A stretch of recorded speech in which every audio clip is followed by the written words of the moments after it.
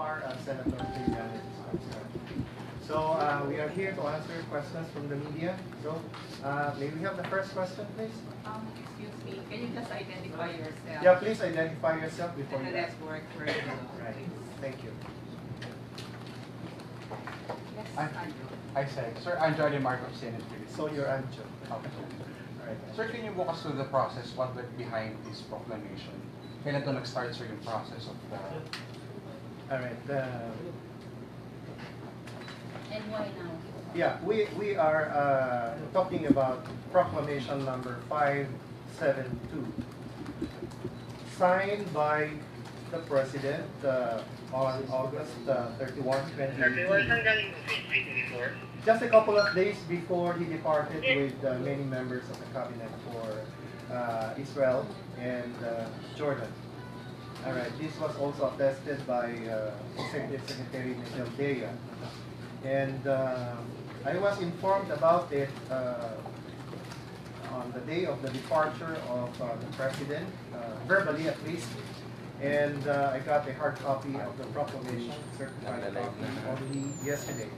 I understand that the proclamation was published in a newspaper of general circulation today, this morning.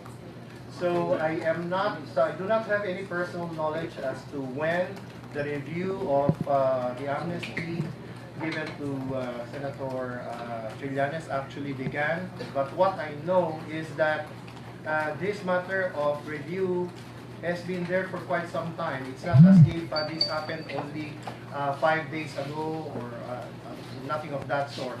I think this has been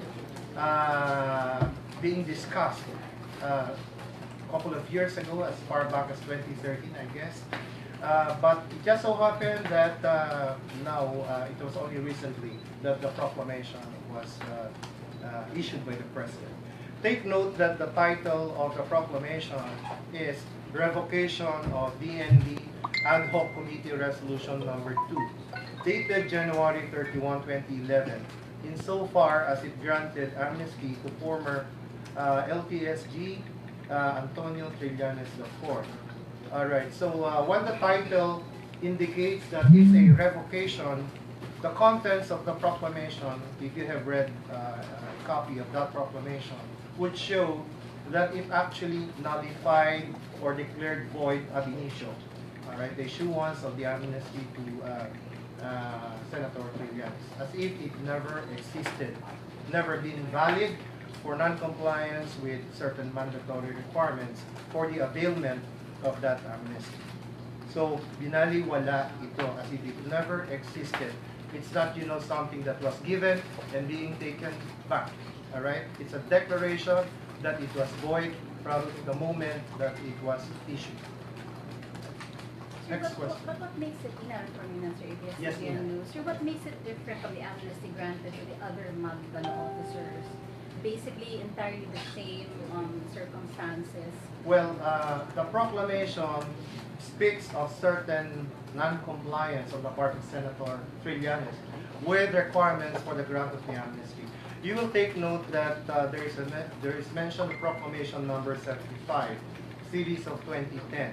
So that is the general proclamation of amnesty to those who were involved in the Oakwood Mutiny, the Manila Peninsula siege, and marine standoff on various dates, several dates yon. But to be able to implement that grant of amnesty, merong kinreate yung proclamation na yun, na ad hoc committee sa Department of National Defense to accept yung applications, the individual applications for amnesty. So may mga basic requirements. Two of the most notable requirements, and this is apparently were not complied by Senator Trillanes, ay yung formal pag-fill up first in person under oath of an official application for amnesty. And the other major requirement is that he should have admitted fault, alright, or guilt doon sa mga charges na filed against him. There must be an express admission of guilt. All right, before you can be eligible for amnesty.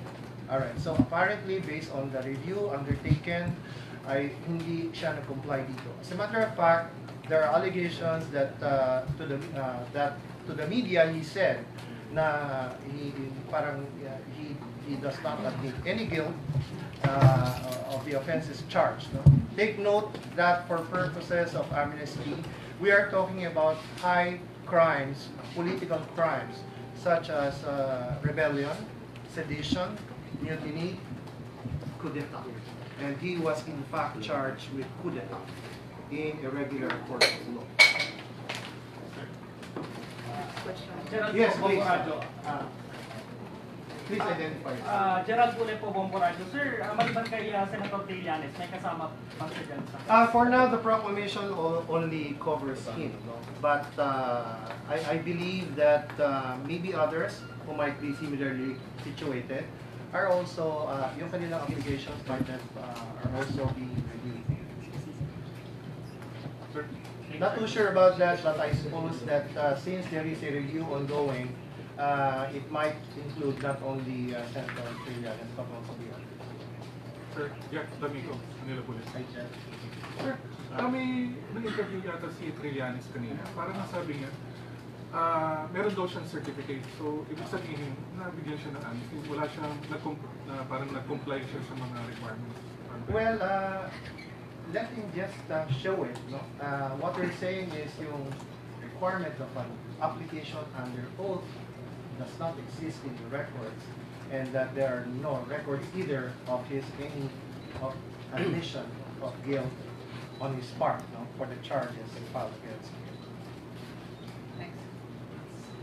Sir, Ian Bon of Rappler. I mean, Sir, does the proclamation have an effect of a warrant or kailangan pang mag-apply ng DOJ ng warrant of arrest sa isang warrant?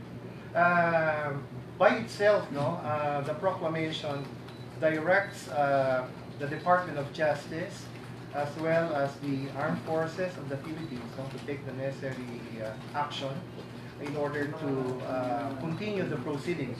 Why AFP? Because apart from the criminal complaint for coup d'etat pending with the Makati Regional Trial Court, at the time of the issuance of the amnesty or of the proclamation granting the amnesty, ay meron ding court-martial proceedings ongoing before the Department of National Defense, Armed Forces, on the matter of the mutiny, conduct unbecoming of an officer, and so forth and so on. So meron ding parallel proceedings happening before the Armed Forces of the Philippines. Kaya meron ding directive addressed to the AFP to continue the proceedings against Senator Trillanes. So that will probably entail the issuance of more detailed orders, no? Like on the part of the prosecution, we will probably have to reopen the case that was filed before the RTC. So he cannot be arrested now without a warrant? The proclamation has directed all enforcement agencies to apprehend him. So he will be placed in custody. As to where that will be, that is a matter that we need to wait a little. And maybe for now, if he's pending sessions of the Senate can probably put him under its custody in the meantime. The issue on legislative immunity does not rise in this case. It's not applicable. You know, there is a provision under the Constitution that provides or gives members of Congress the privilege of not being arrested while Congress is in session. But take note that that will apply only if the offense charge is punishable by an imprisonment of not more than 6 years. So yun lang ang applicable yung privilege na yun. If the offense carries a penalty not exceeding 6 years. But coup d'etat carries the penalty of life imprisonment, and for that reason it's non-bailable. Joseph. Yes, Joseph. So who conducted the review? I am not sure who exactly conducted the review, but I suppose this might have been studied in the past by the Office of the Solicitor General. Sir, okay. Does this have to satisfy the two requirements, the application and the admission of guilt? To to be qualified for amnesty? You mean if he will redo the whole thing? No, sir. No. Yung sa status na First dapat At that time, That's if he right. complied with those requirements, would he have been entitled? I guess the answer to that question is a definite yes. But sir, If he was given amnesty, notwithstanding that the requirements were not, strictly met, with more reason that amnesty would have given to him if such requirements were actually met. So kasi in 2011, we had the report, we had video showing that he did apply, at least in first requirement, that he applied for amnesty. Then let him show it. But that is really beside the point, because there is this more important requirement of admitting one's fault, before one can be entitled to an amnesty. You must first admit your guilt for rebellion, sedition, or coup d'etat, as the case may be. Now, show proof that he actually, admitted guilt for such offense. Without that, sir, valid yung 572. Without that na proof na that he did admit to the crime, valid the 572. That's what the proclamation says, no? Na upon review, and these basic requirements, mandatory requirements, are not met. That was the basis for a declaration by the president that amnesty granted to him at that time was actually void ab initio. Why only specific to Senator Trillanes? I am not saying that it's specific only to him. As a matter of fact, I said earlier that I have reasons to believe that maybe people similarly situated like as Senator Trillanes, the grant of amnesty to them might also be affected. You talked about reopening the case on the part of the Department of Justice, which was prosecuted this case before the Makati RTC, if I'm not mistaken. So from here on, what are we looking at, sir? How are we going to do about it? That reopening, and because the revocation so far only pertains to him, does that also mean that if we reopen that particular case, it will only apply to Senator Trillanes? First, we have to check our records first, okay? Because that case was filed and prosecuted way back in 2003. All right, so 15 years ago, and we really have to look at the records of the case. If the proceedings were merely suspended, or if there was an order of dismissal and stuff like that. So we need to find that out first. Alam niyo. Maybe, all right, Prosecutor General OIC Padulyon may be able to answer the question. As far as he's concerned, he was there's no promulgation. Sir, status, sir. Submitted or what? Sorry.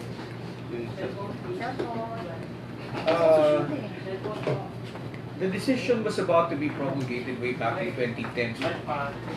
However, the decision was about to be promulgated in 2010.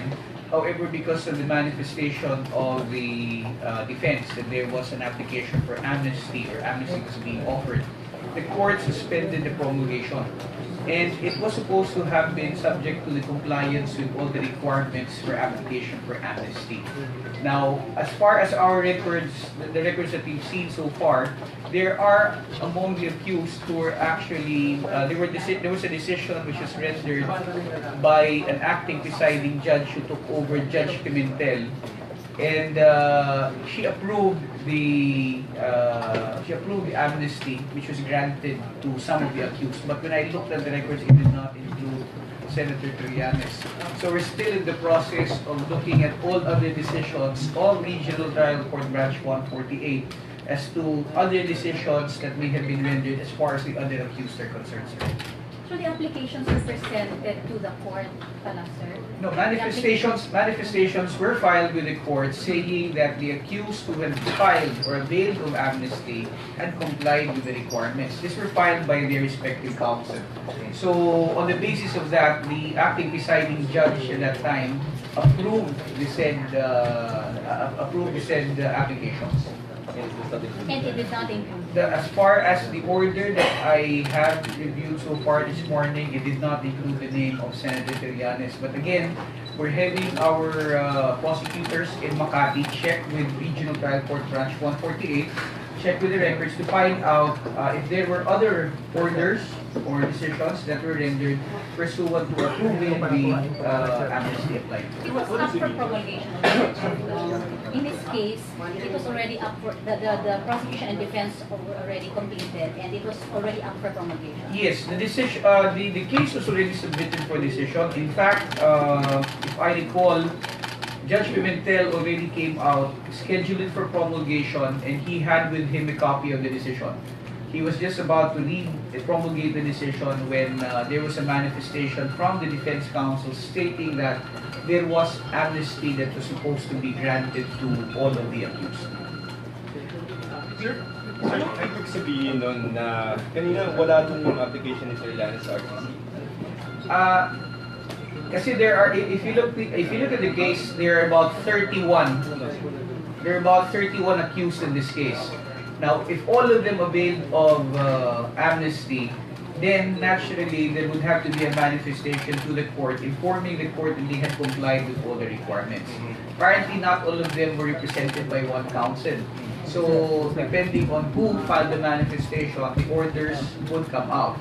Now, what I'm saying is that based on what I have checked so far, it did not include the name of Senator Trillanes. So walang application? Well, not in that order. It would appear that in that particular order, it would appear that as far as Senator Trillanes is concerned, wala pang approval. So we're checking other orders of the court. If mabubuhay ulit yung kaso, sir, ibig sabihin, desisyon na lang yung kulang. Judge Pimentel, andyan pa ba, sir? Wala na po. Judge Pimentel retired already, I think, 2010. Okay, so there's another judge, Judge Soriano, if I'm not mistaken, who is the acting presiding judge of RTC Branch 148. And you're correct, if the case will be reopened, it is only for the purposes of one, asking for the issuance of an alias warrant of arrest, and second, for asking the court to promulgate the decision, considering that the court had already previously acquired jurisdiction over the person of the accused. Okay, sir. Do you need to apply for a warrant? Or AFP na yun? Yes, warrant.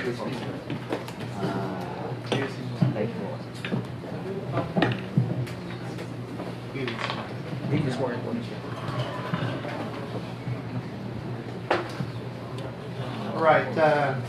After the proper review of the records of this case, and we have determined that it's something that is right for reopening, right? That there are grounds to reopen the case. Then first order of the day would be simply to ask the court for the issuance of an alias warrant, so that the person of the accused will be brought into custody of the court. Sir, close mo niya. We'll do it as soon as we can, as soon as we find all the records pertaining to this case. You will please note that this case happened 15 years ago, so we just have to look into archives and other, case records on file. Sir, may sinasabi yata si Soto, parang di-discuss muna ng Senate kung i-allow nila. Well, that's a matter for the Senate to discuss. No, I think the issue there is on the matter of custody in the meantime. All right, but as I have explained, the matter of privilege from arrest while Congress is in session, which it is right now, does not apply if the offense charge is punishable by more than 6 years, as in this case, because this is coup d'etat. Sir, should the AFP and PNP arrest him now? I'm sorry? Should the PNP and the AFP There arrest is a directive coming from the President himself as Commander-in-Chief, and I guess it's something that has to be obeyed. Obeyed. Obeyed. Right. Sir, ibig sabihin pwede mangyari kung nangyari kay Senator De Lima? Magkaiba yata yung situation, no? Yung kay Senator De Lima ay charges for regular criminal offense, no? But this one is amnesty being set aside, and of course naandun yung charge naman ng coup d'etat, no? Violation of the law on coup d'etat, prohibiting coup d'etat. Sir, Secretary. So I cannot really say whether the two cases are squarely on the same footing. Can Yes, you sir. identify yourself? Sir, Dexter po sa DCMM. Hi, Dex. You mentioned nag-usap kayo ng Pangulo noong September 2 bago siya umalis ng Israel. Ano po yung direktang utos niya po sa inyo regarding this case? No, it was only the executive secretary who gave notice to me about a proclamation that had been signed by the president a couple of days before their departure date.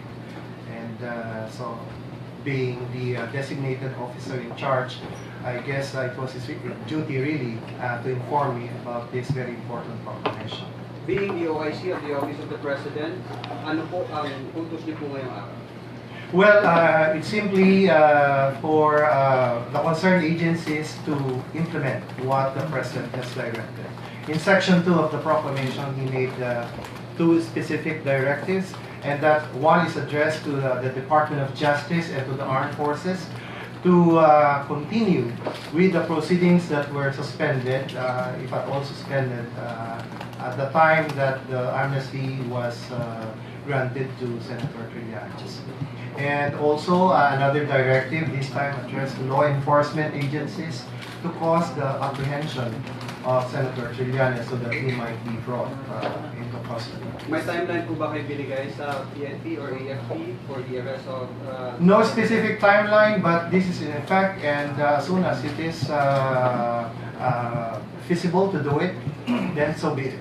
Sir, yung court-martial, sir, if at all suspended, will then proceed. And then second, the prosecution before Makati 148 will also proceed. But sir, since Judge Pimentel already resigned, there's a new presiding judge. What will happen to the decision written by Pimentel? It will not be the one that will be answered. It will be an entirely new appreciation by the presiding judge, sir. It will not be the same because the decision that was rendered already was used. So if this is always going to be a promulgation to only as far as there may be way. And the new judge. Okay, so and the new judge, sir. yung kasing decision about to be promulgated apparently pertains to all of the accused, no? So dahil itong development na ito is something that pertains only to Senator Trillanes, then probably there might be some need to review yung decision that has been prepared before but not promulgated. But based on the proceedings na lang, sir, there will not be a new trial, sir, parang review na lang on the proceedings as to the alleged participation. In my opinion, since a full-blown trial, assuming that a full-blown trial has already been conducted, then I guess there will be no need to repeat. All of these are made of record by our courts, which are courts of record. And so any judge who will take over and promulgate the judgment need only go through the transcripts, the pleadings, the case files, and so forth and so on, without need to conduct a new trial altogether. Sir, kasi may CIDG personnel na kayo sa Senate, so they can already effect the order. They can actually, and I think Senator Trillanes is ready. It's ready. So, so be it. All right. Sir, I may do Yes. As long, sir, people are quite surprised with this development. Is there such a jurisprudence when it comes to revocation of amnesty? Well, as I said, this is not a matter of revocation. When you say you revoke, there's something that was actually given validly and you are taking it back for some reasons. But that does not seem to be the case here. This proclamation declares that the grant was invalid and void ab initio, right from the beginning. So you're not taking back something. You're declaring that something never actually validly existed. Sir, Lawrence Tanho ko, Sir, here. Yes. Radyo Pilipinas, Sir Lawrence Tanho ko. Sir, if ever na makapag-comply po si Senator Trillanes doon sa mga requirements, pwede bang ibigay ulit sa kanya yung amnesty? Or magbigay ng bagong amnesty? I guess that's a different matter altogether. You know, we're talking about executive clemency, and that pertains to the person who is the chief executive at the time that the application will be granted. No, so he will be dealing with President Duterte this time if he applies. Thank you, sir. Assuming that he would be willing to do that. So, syempre, sir, ang perception nito, sir, hinahabol yung kalaban, di ba, sir, ng Pangulo. Sir, yun yung magiging political persecution. That would be the line, definitely. Well, we cannot really prevent people or Senator Trillanes from thinking that way. But from the point of view of government, if there is something that needs to be done, then it should be done regardless of the timing. especially if an act is deemed void from the beginning. We're not talking about any prescriptive period here. The government is not stopped by a mistake that was done by its own officers, and a matter that is void, or an act which is void from the beginning, can be challenged and attacked at any time, no matter the amount of time has elapsed. So what prompted the review of OSCP? Can't really answer that, but I guess this is really a matter of making sure that all necessary legal requirements in so far as important matters like this have been complied with. Now, as to what other reasons there might have been, I'm not privy to that. I'm sorry to say. So earlier you said, sir, you assumed, di ba, sir, na baka meron ding review doon sa iba. Sir, thank you, sir. The others were granted amnesty. The Magdal officers, some of them are supporters of the president, di ba, sir? So, but to your knowledge, sir, wala kang specific knowledge na meron ng ongoing. Parang you're just assuming. No, I have no personal knowledge. I don't have any specific knowledge that such a review covering other people is ongoing, but I just surmise that in as much as something like this was reopened, then probably the same thing is also being done insofar as people who are similarly situated are concerned. Sir, Daniel ko from Yes, Daniel. Sir, sakali man, saan po ikukulong si Senator Trillanes? Well, the proclamation says he will be committed to where he was before at the time that the amnesty was granted, so wherever he may be. If he was at the Makati City Jail at the time, then if the case is reopened and a warrant, India's warrant is issued against him, then he goes there. If he was under detention within the premises of the armed forces because of the martial law proceedings then ongoing, then he will be restored or detained in the same location. It all depends on where he was at the time that the amnesty was issued. Sir, while waiting for an alias warrant, pwede bang sa Senate muna? That's what I said. Maybe that's the reason why Senator Tito Soto would like to discuss this with the rest of his colleagues. We believe that's a fair and reasonable arrangement. In the meantime, that the prosecution, the DOJ, and the armed forces are still, reviewing their records. But there's already a directive to put him under custody. So I guess that's the best possible arrangement in the meantime. So But he is not immune from arrest, as I would like to emphasize. All right, that's just for convenience. So the custody being spoken of in the proclamation is in terms of immediate custody. But since subsequently you'll be applying for the issuance of an alias warrant, then there has to be a return of the warrant, and therefore will we follow the same procedure that the court will now determine where, via commitment order, siya Yes, to be detained? very true. Once the court acquires jurisdiction over the person of the accused, then his place of detention will also be determined by the court, which acquired jurisdiction. Secretary, nakapag-request na po ba ang DOJ ng alias warrant sa... Hindi pa, kasi nga yung mga records, halukayin pa namin yan eh. 2003 case pa, and we got this proclamation only yesterday, so we need to take a look at the records. Sir, it's now found na meron nang hindi na-comply na requirements si Senator Trillanes. So, can we say na yung grant sa kanya by the previous administration was irregular? Void nga eh, not only irregular but void, no? So I cannot really answer for those for the people who granted the amnesty at that time. Remember that there was an ad hoc committee under Proclamation Number 75 during the time of President Noynoy Aquino, which created this ad hoc committee for the grant of amnesty to those involved in the mutiny, in the Oakwood mutiny and the other incidents, no? And it was, I think, the approval of the applications for amnesty at the time was given by the DND secretary at that time, the Secretary Voltaire Yasmin, all right, as mentioned in the proclamation.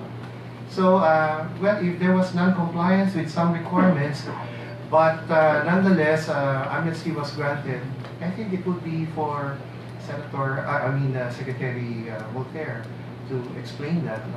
It's not for us to, to dwell into that matter because that happened many years ago. So, sir, going back to the requirements, he has to satisfy both or just one? Yeah, both. Because I guess, now I've not seen the form, but I suppose that that form would contain a section where he would expressly admit that he's guilty of the offense charged, no? Because I would surmise na kasama yun. Because that form, application form, is under oath. Alright? So such an important requirement like admission of guilt is something that should be contained in that form under oath. So to me, that is the more important requirement rather than the form. Alright? It's the admission of guilt and that you are pleading for executive clemency. Ibig sabihin, sir, even if he can prove that he did apply in 2011, pero wala namang admission, wala rin valid. Yeah, that would seem to be the case. Ang problema rito, parang meron yatang certain media statement si Senator Trillanes na parang sinasabi niya na dinidisclaim niya expressly yung kanyang guilt for any wrongdoing, and that apparently according to the proclamation, hindi yan dapat na charge sa kanya but something else, no? Kung ano yung something else na yun, hindi niya sinabi. Pero apparently based on the proclamation again, ay meron siya mga statements to the media before na sinasabi niya na hindi ito ang charges to which I will plead guilty. Something to that effect. Sir, walang attachment ng admission of guilt dun sa application? Or affidavit of ang tingin ko it might be in the form of an affidavit, alright, under oath, attached to the form, or incorporated in the form itself. As long as under oath, no? Yes, yun ang mahalaga dun eh. For something like that, it's got to be under oath. Sir, this was his interview in 2011. Quote, "We admit guilt as far as rising up against the most corrupt president," referring to who this country has ever had proudly. Does this qualify as an admission to the crime? The crime charge is coup d'etat. Alright, so there must be an express admission of guilt to the offense of coup d'etat. So may mention ng coup d'etat? Yes, of course. Not just the mere uprising against the most Yes, corrupt. because the elements may be different. Alright. Sir, for those who are saying that this will create a chilling effect, not only to the opposition, but those more regular tao who may be opposing this administration, that they can no longer verbalize their opposition and then things like this happen. What is the message? No, it's not a question of political opposition. It's a matter of compliance with the law. Alright, this is a matter which is provided in the Constitution itself. When the chief executive grants clemency, alright, all the requirements must be naturally complied with. So we're just following the rule of law here. If something was not followed before, then the government is not barred from making the proper rectification to such a mistake. Alright, so that's how we view these matters. No? And this may happen again in the future, not to scare anyone, but just to ensure that all the laws are followed and obeyed. Secretary, any comment? This is the third decision daw na nakalagay ab initio from the beginning. First is Sereno, second is the land resorts with the, and the third is for Trillanes. So what is your ba question? ang ab initio sa... No, it just so happened that all of these matters seem to be invalid right from the beginning. Nagkakataon lang yun. It's not a fact. I'm telling you, it's not a fact. It just so happens that all of these events, these acts happen to be declared up after a serious review as void from a legal standpoint. Walang pattern yun. Ano lang yun? Nagkakataon lang yun. Sir, can Senator Trillanes seek relief from the court, and can this issue be subject to judicial review? It's up to him. It's up to him. I will not teach him what to do. His lawyers are more, are very capable of thinking what the legal remedies are available. Secretary, clarification lang. If he can prove na from the very start meron naman talaga siyang requirement, can the amnesty be restored without him having to apply to Duterte for... Let's cross the bridge when we get there. But the repositories of all these documents are saying, sir, that they do not exist. That's what the DND says. They have no records of such an The official official repository. application. So if... Baka missing lang, sir. Sorry? Missing lang. Well, we don't know. We presume that duties are regularly performed not only in the civil government but also, in military organizations. So itong declaration of the issue, where can he challenge it? Well, as I said, it's up to him. Supreme Court, I will not. I mean, as a teach matter here, of No, as a matter of procedure. Case of first impression. Supreme Court, sir. Procedure. Well, I guess this is, any act on the part of government is subject to judicial review to determine whether there has been grave abuse of discretion. So that's in the Constitution. So be it. So bahala na sila. Take it up from there. Judicial review by... Judicial review in general. Huh. So depending on the hierarchy of courts, no, kung saan nila tingin na proper, depending on the importance of the issue, then they will have to decide where to go. What is the first venue for him? I think is the office of the president, sir, for exhaustion of remedies, sir. Parang he has to. No, this is not an administrative case. Sige na. All right, this is a matter of executive prerogative. This is executive clemency that we're talking about. This is an act of grace. All right, so we're not talking about a simple administrative case where you have to exhaust administrative remedies before you go to courts. All right, so this pertains to something that is purely personal to the president because it involves his discretion. All right, in the case of amnesty, of course, that's subject to concurrence by majority vote of the Congress. All right, in the case of amnesty. Amnesty. Yes, exactly. I'm saying executive clemency in general is a matter of grace on the part of the president. But with respect to amnesty, which involves political crimes, all right, the concurrence of a majority of Congress is a requirement. This one, it doesn't. There was an issue, I remember, so before it was presented to Congress, there was no admission of guilt. Even way back, there was an issue raised. No admission of guilt. So. Yes, because before you present it to Congress, all the requirements have to be complied with. Okay. Sir, this one does not need the concurrence of Congress. Amnesty requires congressional concurrence.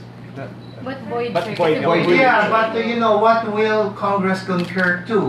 In the beginning, it was invalid. Sir, has there been an amnesty before na void, dineclare na void ab initio? Sorry, again? Has there been an amnesty before that was declared ab initio? Or is this really the first? I do not recall of any that has happened in the past, but I'm not sure about that. We're talking about decades of executive clemency. There might have been, but I don't recall any where an amnesty given was set aside for being void on the issue. So since this was presented to Congress, sir, this does not cure whatever defect. That is a legal issue that It is. It's a legal issue that perhaps will have to be resolved in due time. Sir, clarification, Christine Patek from Kessler. Sir, clarification na po, the review was done by Office of the Solicitor General. Is it under Solgen Calita or the 7/2013 from the previous Solgen? I don't have personal knowledge exactly as to who initiated the review and the exact time where it was commenced. No? But what I know is that this is something that did not happen last week or a month ago, but it's something that is in the pipeline for quite some time. I'm talking about maybe a couple of years back. But under Calita. Under Calita. Under Duterte. Under Duterte Can't say. I'm not sure because I don't have personal Actually, sir, knowledge. you're not sure if it's the OSG or if it's just the legal staff of the palace. Parang there, sir, medyo hindi pa clear sa yung detalye, sir. Not clear exactly because I just got a copy of this proclamation yesterday, and I did not have an opportunity to trace it back. How did it start? Who commenced it? By for what reason? Those details I do not have personal knowledge of.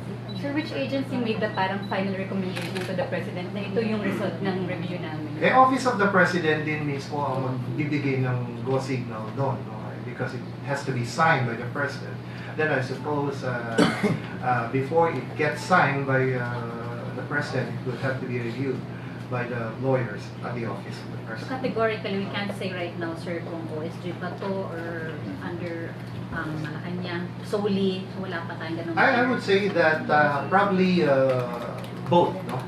OSG lawyers and Malacanang lawyers have reviewed this matter, no? Because this is a matter that pertains to the chief executive. So Solgen would necessarily be consulted or involved, as well as lawyers working at the office of the president, where I used to be or work. Sir Bench, Tupas. Yes, Bench. Sir, sabi ni Congressman Alejano, susunod na daw siya, sir. May other pa ba kayong nire-review, sir? I don't know about that. Really, I don't know about that. Maybe tomorrow. Any further questions, gentlemen, please?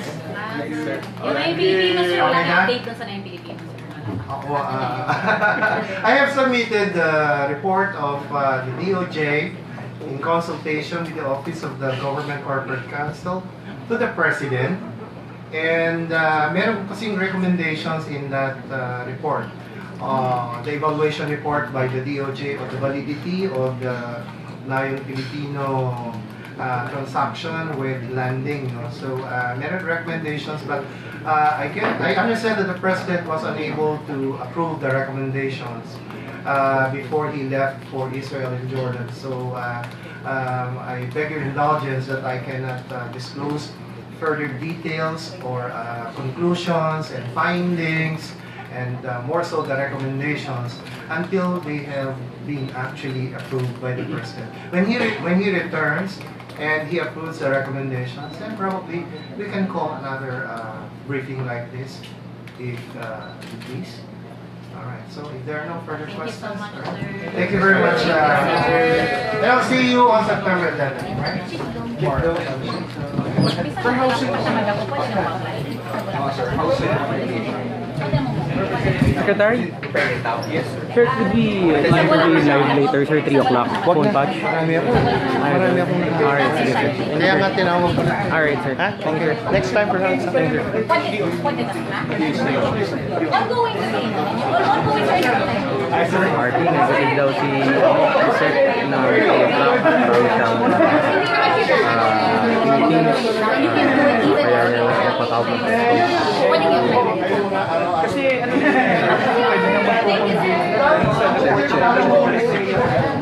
Meron naman, sir. remember. Meron, sir, jurisdiction.